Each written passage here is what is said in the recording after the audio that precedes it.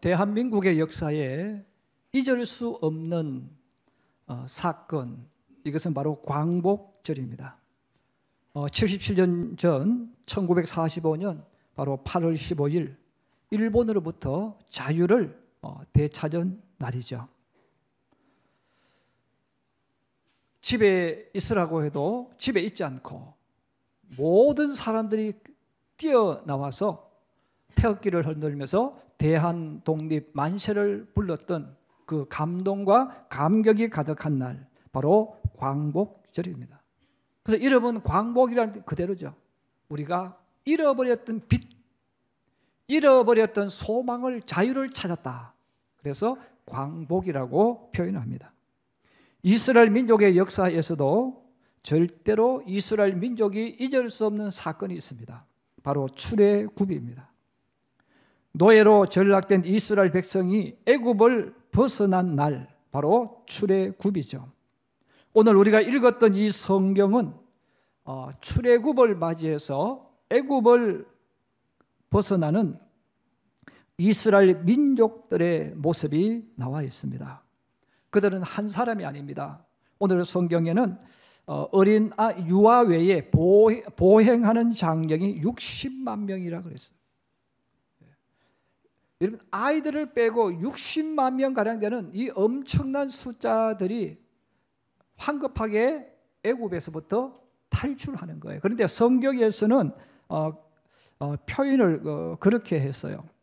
그들이 쫓아냈다는. 야, 너희들 있으면 우리 다 죽어.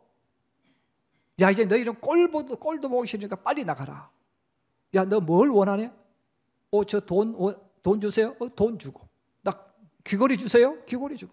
무엇인지 요구해라. 다 줄 테니까. 그래서 애굽 사람들이 집집마다 다니면서 원하는 거 다 주면서 빨리 나가라고 쫓아낸 그날. 그래서 이스라엘 백성들은 있고 싶어도 있지 못하고 쫓겨난 그날.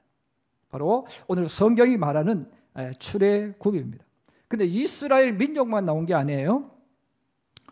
수많은 잡족이라고 해요. 그 애굽에는 당시에 이스라엘 민족만 산 게 아니죠. 각 나라에서 붙잡혀온 수많은 포로들, 또 이방인들이 많이 있었어요. 그들도 이스라엘 백성과 같이 무리를 지어서 애굽을 벗어났습니다. 자, 그런데 이들이 바로 이 애굽을 벗어난 출애굽, 우리 민족의 어떤 광복절, 근데 이 두 사건 속에 공통점들이 굉장히 많아요. 그 중에 하나가 우리가 이 광복절을 맞이했는데 이 광복은 우리가 획득한 것, 우리가 얻은 것이 아니라 하나님이 주신 선물입니다. 출애굽도 마찬가지입니다. 이스라엘 백성들이 그들의 힘으로 출애굽한 게 아니에요. 하나님의 은혜로 이 출애굽을 받았다는 것입니다. 그러므로 이 광복절이 왜 대한민국 사람은 잊어서 안 되고 자녀들에게 이 날을 왜 이야기해야 되는가? 또 이 출애굽도 마찬가지입니다. 하나님께서 이 출애굽을 이야기하시면서 잊지 마라. 그리고 자녀들에게 계속해서 출애굽에 대해서 가르쳐주고 이야기하라. 이렇게 말씀을 하셨어요. 여러분, 그럼 왜 이 광복절과 출애굽 사건이 영광의 날이며 기쁨의 선물일까요? 오늘 저는 여기에 대해서 두 가지를 말씀드리려고 합니다. 첫째는, 그러면 우리나라 사람들이 일본의 지배 속에 살았을 때 어떻게 살았을까? 또 이스라엘 민족이 애굽에 살 때에 그들은 어떤 삶을 살았을까를 먼저 말씀드리려고 합니다. 먼저 애굽에서 살았던 이스라엘 민족은 어떻게 살았을까? 출애굽기 1장 11절에서 14절에 말씀합니다. 감독들을 그들 위에 세우고 그들에게 무거운 짐을 지워 괴롭게 하여 그들에게 바로를 위하여 국고성 비듬과 람셋을 건축하게 하니라. 어려운 노동으로 그들의 생활을 괴롭게 하니 곧 흙 이기기와 벽돌 굽기와 농사의 여러 가지 일이라. 그 시키는 일이 모두 엄하였더라 그랬어요. 이 요셉이 있는 동안은 이스라엘 백성들이 특권을 누렸어요. 그래서 땅도 고센 땅, 목축하기 좋은 땅을 선물로 공짜로 받았습니다. 그래서 요셉이 있는 동안은 이스라엘 백성들이 애굽에서 정말 특급 대우를 받으면서 멋진 삶을 살았어요. 그런데 성경이 말합니다.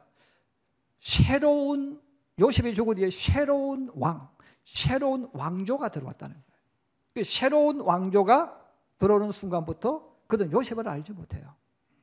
근데 요셉을 알지 못하는데 그들이 가만히 보니까 이 이스라엘 백성들의 숫자가 너무 많아진 거예요. 그래서 이 사람들이 생각할 때, 이 사람들이 나중에 어떤 일이 생기면 우리에게 오히려 칼을 겨둘 거야. 우리를 배반할 거야. 그럼 이들은 우리의 위험한 적이 된다는 거죠. 자, 위험한 적이 되니까 어떻게 하면 인구 숫자를 줄일까? 또 어떻게 하면 이들을 힘들게 만들어서 무기력하게 만들까? 생각을 해서 바로 아이 낳지 못하게 하는 것. 또 하나는 힘들게 만들자. 그럼 우리 사람이 세상을 살아갈 때 힘들게 하는 방법은 여러 가지가 있어요. 그런데 그 중에 하나가 뭐냐면 내 몸을 가지고 육체를 가지고 직접 일을 하게 시키는 거예요. 그럼 일을 하는데 우리가 보통 몸으로 때우는 것이 가장 힘들다 이렇게 말하잖아요. 그럼 이제 사람이 몸으로 때우는데 일도 또 만들어야 되잖아요. 그러면 몸으로 하는 게 힘든데 그럼 어떤 일을 시킬까? 오늘 성경에 나오죠. 흙을 가져와 가지고 옛날에 벽돌을 만들잖아요. 벽돌을 찍습니다. 그러면 흙을 가져와 가지고 거기에 집도 썩고 또 여러 가지 풀도 썩고요. 그리고 물도 붓죠. 근데 그 흙을 산더미처럼 갖다 놓고 거기에 들어가서 물을 부으면서 이스라엘 백성들에게 발로 밟게 하는 거예요. 그리고 또 물을 붓고 또 뒤집게 하는 거죠. 저도 군대에 있을 때 전방에서 이 벙커 만드는 작업을 해본 적이 있거든요. 몇 달 동안 벙커를 만드는데요. 이런 삽을 가지고 이거 뒤섞는 게요. 보통 힘든 게 아니에요. 나중에는 막 화가 나고 짜증이 나고 막 그런다고요. 그런데 여기는 물까지 있으니까 진흙 삽으로 한번 이렇게 해보시면 정말 짜증이 나요. 마음대로 안 돼요. 그래서 이렇게 막 화가 나고 짜증이 나고 몇 번만 뒤집으면 지쳐가지고 힘을 쓸 수 없는 이런 일들을 맡겠다는 거예요. 그리고 큰 돌 같은 거 이런 것들을 성을 쌓는 일에 또 옮기게 하는 거죠. 또 벽돌 들고 옮기게 하고 그러니까 몸으로 이렇게 정말 사람들이 막 화나고 지치고 막 기진맥진하게 만드는 이런 일들을 이스라엘 민족에게 시켰다는 거예요. 그리고 어느 순간부터 특권층이었던 이스라엘 민족이 종이 된 거예요. 노예가 된 거예요. 요셉이 있을 그때는 특권층으로 살았는데 순식간에 모든 것들을 다 빼앗겨 버린 겁니다. 이제는 자유도 없습니다. 주권도 없습니다. 자기들 마음대로 이사도 가지 못합니다. 아무것도 할 수 없는 꿈도 미래도 잃어버리는 민족으로 갑자기 바뀐 거예요. 여러분 일본 역시 마찬가지죠. 조선을 일본과 합병시켰습니다. 조선이라는 나라가 사라지고 이제 조선이라는 나라는 일본의 식민지가 되었어요. 이 땅에 살고 있던 우리의 선조들은 나라가 바뀌어도 그때까지는 감각이 없었어요. 왜냐하면 집도 자기 이름으로 돼 있죠. 땅도 자기 이름으로 돼 있어요. 그래서 우리 집, 우리 땅, 우리 밭 그렇게 생각했는데 1910년 한일 합방 이후에는 분명히 내 이름으로 돼 있는데 내 게 아니에요. 분명히 내 땅이라고 여겼는데 내 땅이 아니에요. 일본 땅인 거예요. 그러면서 자기들도 모르게 자유와 주권을 빼앗겨 버렸습니다. 여러분 이 자유와 주권을 빼앗겨 버렸다는 말은 굉장히 놀라운 말입니다. 미래가 사라졌다는 거예요. 내가 아무리 열심히 노력하고 내가 모든 에너지를 쏟아 부어도 이 한 번 노예, 한 번 종은 영원히 종이고 노예입니다. 내가 아무리 열심히 해도 노예고 종인 것이죠. 내가 아무리 돈을 많이 벌어도 주인들이 와서 야 이거 내 거야 하고 먹을 만큼 남겨놓고 다 가져가 버리는 거죠. 자 이렇게 세월이 1년이 지나고 5년이 지나고 10년이 지나고 흘러가는 거예요. 자 이렇게 처하게 되어지면 현재도 어렵고 힘들지만 사람들 속에 자기들도 모르게 나타나는 나쁜 현상이 있어요. 그게 바로 뭐냐면 노예 가치관입니다. 노예가 가지는 사고를 가지고, 노예가 가지는 사상을 가지고 가치관을 가지는 거예요.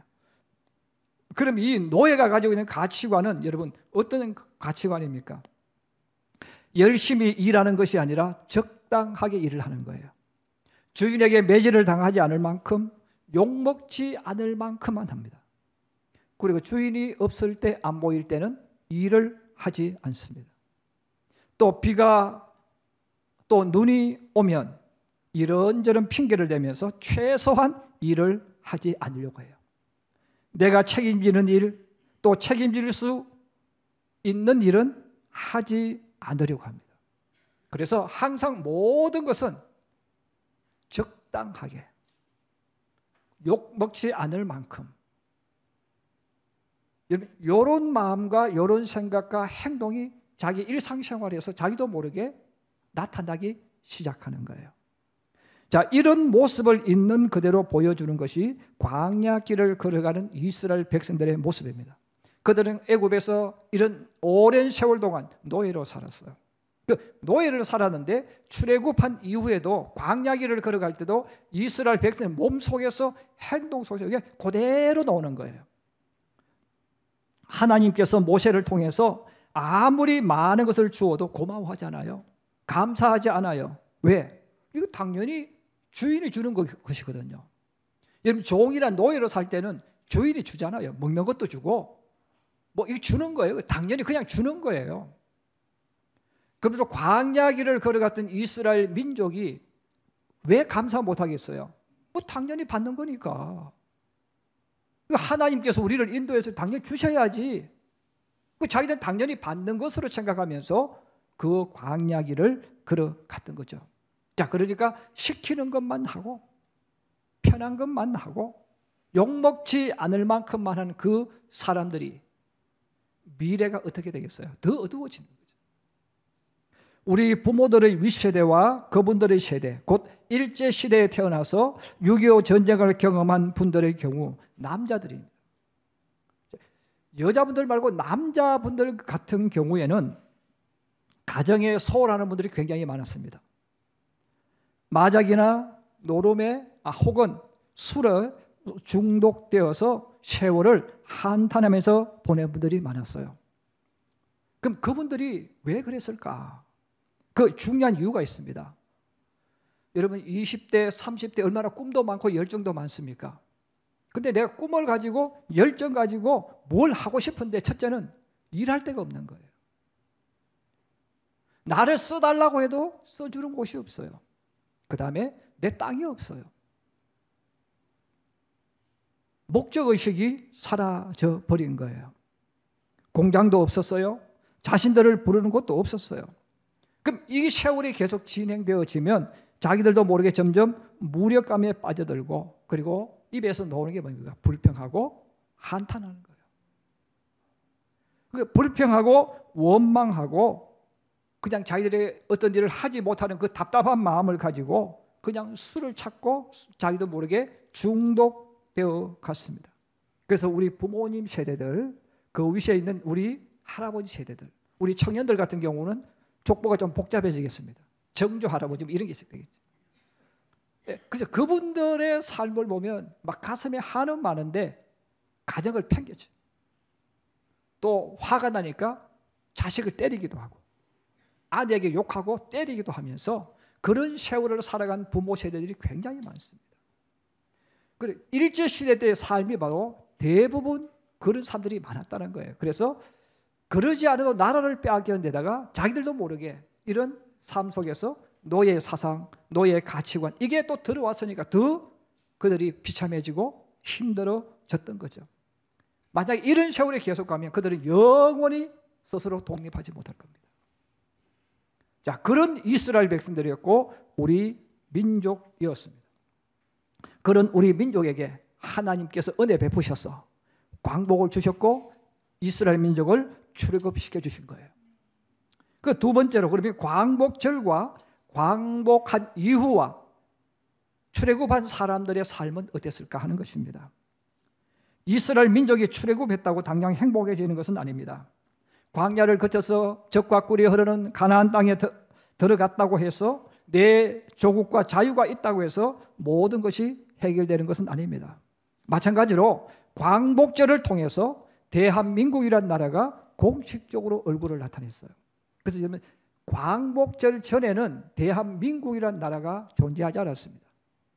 그냥 조선이라는 나라, 대한이라는 이름으로 그냥 이름을 부른 거죠. 근데 광복절을 기점으로 해서 정부가 세워지면서 우리나라의 얼굴이 이제는 대한민국이란 나라가 되어진 거죠. 근데 여러분, 대한민국이 되어졌다고 해서 삶이 나아졌습니까? 일본의 지긋지긋한 식민 지배를 벗어나서 내 조국이 생겼고 내 땅과 내 집을 가질 수 있다고 해서 사람들의 모든 것이 해결된 것은 아닙니다. 현실적으로 보면 광복절 전과 광복절 후는 똑같았습니다. 광복절의 기쁨을 얻었지만 또 5년 후에는 6.25 전쟁을 만나지 않습니까? 이 북한의 공산군이 자유 대한민국을 공격함으로 또 한 번 절망의 늪속에 빠졌어요. 그나마 있던 공장들이 파괴되었고 집들과 산업시설들이 파괴되었습니다. 그래서 6.25 전쟁이 끝난 이후 전 세계가 어느 나라가 가장 가난한 나라일까를 통계를 뽑았는데, 그때 그 당시에 있던 모든 나라 중에서 가장 저 밑바닥에 있었던, 가장 꼴찌 쪽에 있었던 나라가 우리 대한민국입니다. 물론 제일 마지막에 이름 있는 거 아니지만 이런 수백 개 나라 가운데서 제일 꼴찌 있는 거나 꼴찌에서 하나 둘 셋 넷이 있는 거나 이런 차이가 뭐가 있겠어요. 꼴찌는 꼴찌예요. 그래서 그때 우리 민족이 얼마나 힘들었는가, 어려웠는가. 꼴찌라는 거예요. 물론 제일 마지막 꼴찌는 아니에요. 근데 이런 마지막 꼴찌나 뭐 그 위에 있는 꼴찌나 그게 그거 아니겠어요. 그래서 우리가 많이 사용했던 보릿고개, 그게 6.25 전후로부터 나오는 거거든요.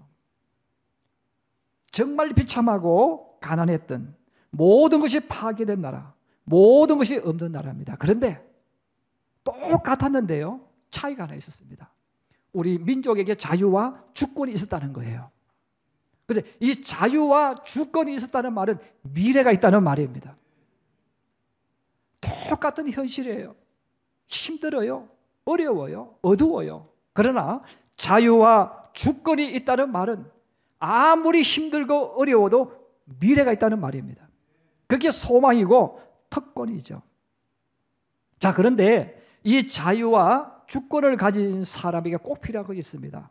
바로 생각과 가치관을 바꾸는 거예요.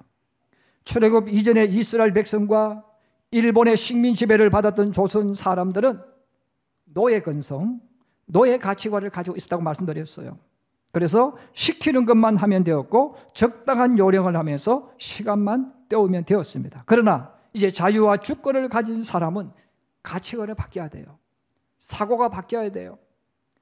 주인의 사고와 주인 의식과 주인의 가치관을 가져야 한다는 거예요. 이제는 누가 시켜서 일을 하는 것이 아니라 스스로 알아서 생각하면서 일을 처리해야 된다는 뜻입니다. 여러분, 하나님께서 이스라엘 민족을 광야로 인도해 주셨어요. 여러분, 하나님께서 왜 이스라엘 민족을 광야로 이끌어 갔을까요? 그게 중요한 의미들이 있습니다. 그 하나가 뭐냐면, 이제 너희들은 노예가 아니야. 노예가 아니니까 애굽에서 너희가 훈련되어졌던 것, 가지고 있던, 너희도 모르게 몸에 습관이 되어 있던 이 노예 근성, 이 노예 가치관을 이제 버리라는 거예요. 훌루를 벗어버리라는 거죠. 근데 그들이 애굽에서 나왔지만 못 벗어버리는 거죠.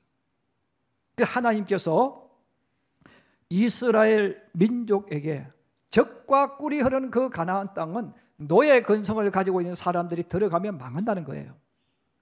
자유와 주권을 가지고 있는 사람, 곧 주인의 의식과 주인의 가치관을 가진 사람이 들어가야 그 땅이 후손들에게도 영원토록 축복의 땅이 된다는 겁니다. 그래서 하나님께서 이스라엘 민족에게 이 광야를 통해서 그 훈련시키는 거예요. 너희는 주인이야. 이제는 너희는 가나안에 들어가면 너희가 이제 주인이고 너희에게 주권이 있어. 너희는 자유인이야. 그러면 이제 가나안에 들어가서 어떻게 해야 됩니까? 자기들이 이제 창조해야 되고 생각해야 되고 스스로 해야 되는 거예요. 그럼 이 훈련을 하나님이 광야에서 40년 동안 훈련을 시킵니다. 애굽에 있을 때는 하나님이 직접 앞에 나서 가지고 파라오와 대결하셨어요. 그 10가지 재앙은 하나님이 직접 파라오와 대결하시는 거예요. 그런데 광야로 들어오는 순간부터 하나님은 앞에 서지 않습니다. 왜? 이제는 이스라엘 백성이 훈련을 받아야 돼. 무슨 훈련? 주인 되는 훈련. 주인의 가치관을 가져야 되고 행동을 해야 되는 거예요. 그래서 하나님께서 성막을 짓게 하실 때도 하나님께서는 일절 도와주지 않습니다. 너희가 애굽에서 나올 때 가지고 온 그 보물들, 소중한 것들을 너희가 스스로 자원해서 가지고 나서 성막을 지어. 그리고 하나님 예배 드리는 것도 강제적으로 예배 드리는 게 아니라 자원해서 예배를 드려라. 전쟁을 할 때도 마찬가지입니다. 하나님이 이제 싸우지 않습니다. 모세가 총사령관 되고 여호수아가 총사령관 되고 각 지파에 뛰어난 사람이 사령관이 되고 천부장, 백부장, 십부장, 50부장을 세우고 자, 그들로 하여금 훈련시키게 하고 행군하게 만들고 그렇게 해서 직접 적과 싸워서 이기도록 만들어주는 거예요. 하나님이 주신 이 축복의 땅 가나안의 주인은 이스라엘 백성이거든요. 너희가 해야 된다는 거예요. 그러므로 하나님께서 이스라엘 민족에게 이 훈련을 40년 동안 훈련시킵니다. 그래도 이게 잘 안 돼요. 왜? 우리는 한번 내 몸에 나쁜 습관이 들어오면 이 습관 하나 고치는 게 참 어렵습니다. 그리고 사람들의 머리에 이 가치관이 하나 들어오면요, 이 가치관 하나 뜯어내는 게 너무 힘들어요. 그래서 이야기하면 목사님 옛날에는 안 그랬거든요. 이 옛날 해석을 못 고치는 거예요. 이걸 하나 고치는 것도 그렇게 힘들고 어려운 거예요.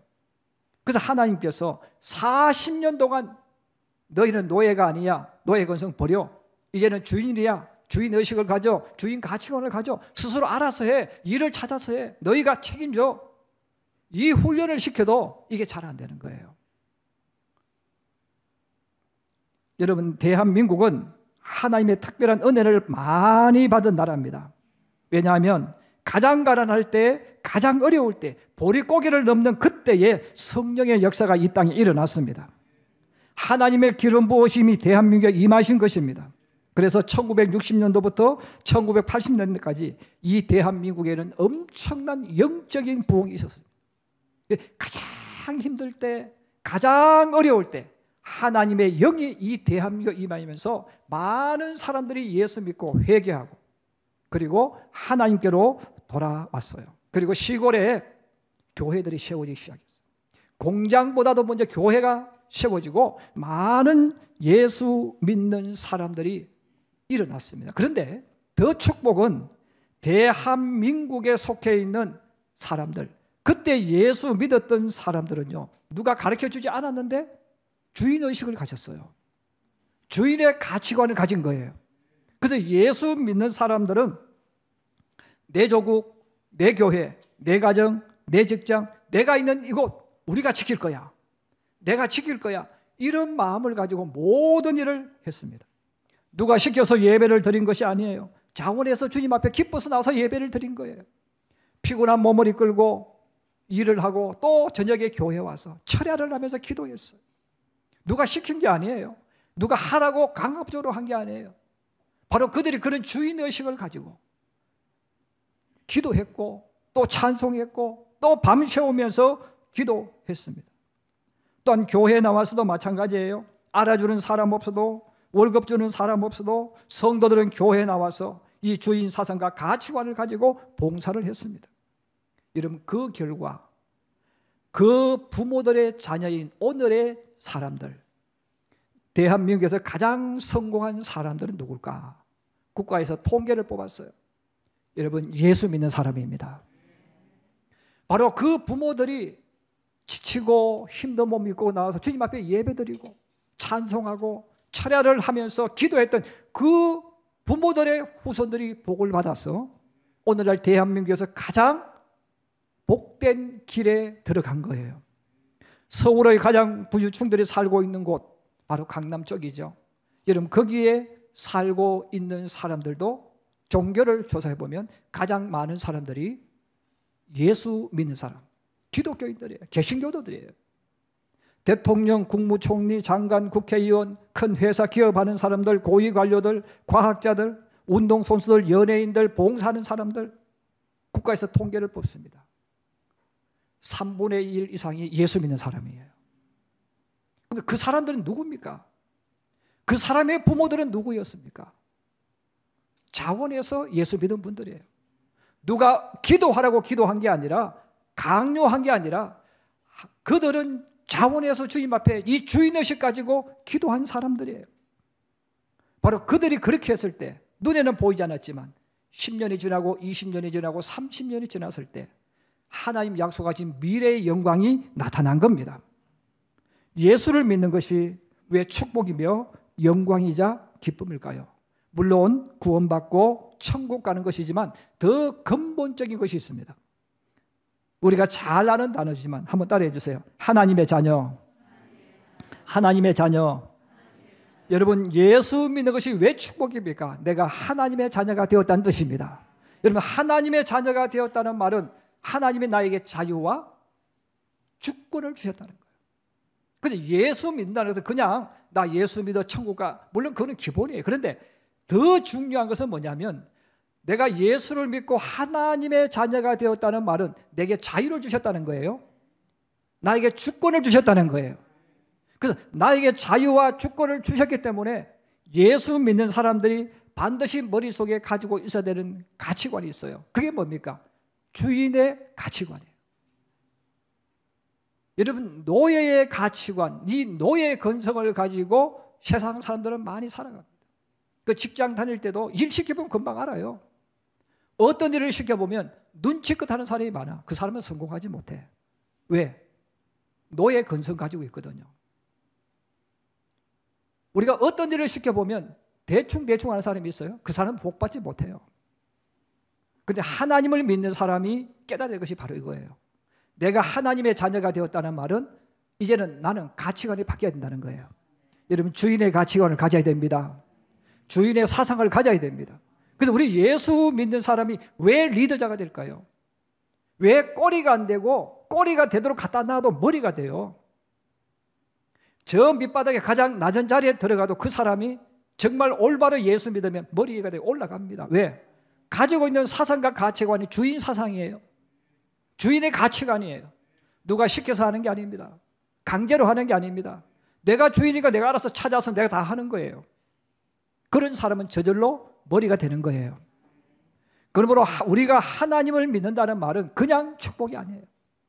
바로 이 자유와 주권을 주신 거예요.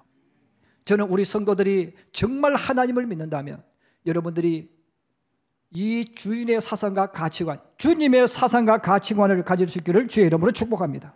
그래서 이 가치관을 가지고 있는 사람은 예배를 드려도 누가 시켜서 예배 드리는 게 아니에요. 내가 찾아서 예배 드리는 거예요. 여러분, 어떤 일을 시켜도 내가 생각하고 내가 주인으로서 이 일을 어떻게 해야 될 것인가를 생각하면서 일을 하는 거예요. 그러니까 창조가 나오고 창의력이 나오고 또 어떤 일을 맡기면 남보다 앞서가는 겁니다. 이게 자녀에게 주어진 특권이고 축복입니다. 여러분, 그래서 광복이 그래서 중요한 거예요. 자유와 주권을 가지고 있다는 게 그래서 중요한 거예요. 출애굽한다는 게 중요한 거예요. 예수 믿는다는 게 그래서 중요한 거예요. 저는 우리 성도들이 광복절 그리고 출애굽과 더불어서 예수 믿고 구원받은 나에게 주어진 특권을 다시 한번 생각하셔서 내가 무엇을 가져야 될 것인가? 바로 자유와 주권을 주님이 내게 주셨고 또 이 자유와 주권을 주셨다는 말은 이제부터는 어떤 일을 하든 어떤 맡겨진 것을 하든 나는 주인의식 가지고 주인의 가치관 가지고 일을 해야 된다. 여러분, 그 사실을 깨닫고 여러분의 삶을 열어가고 만들어갈 수 있기를 주의 이름으로 축복합니다. 그래서 여러분들이 이 주인 사상과 가치관을 가지고 직장에서 해보세요. 사업장에서 해보세요. 얼마만 해보면 달라져요. 바로 하나님께서 이스라엘 민족에게 광야에서 훈련시켰던 것이 바로 이것이고 이것을 가지고 젖과 꿀이 흐르는 가나안 땅에 들어가서 살기를 원하셨다는 것이 하나님의 뜻이고 계획입니다. 지금도 하나님의 뜻은, 계획은 저와 여러분들이 이 사상 가지고, 이 가치관 가지고 여러분의 직장에 들어가는 거예요. 여러분 사업장에 들어가는 겁니다. 우리 학생들은 공부를 하는 거예요. 여러분 그 가치관, 생각 가지고 여러분의 삶을 열어가고 만들어가고 도전해 나가는 하나님의 사람, 예수의 사람들이 되기를 주의 이름으로 축복합니다. 축복합니다.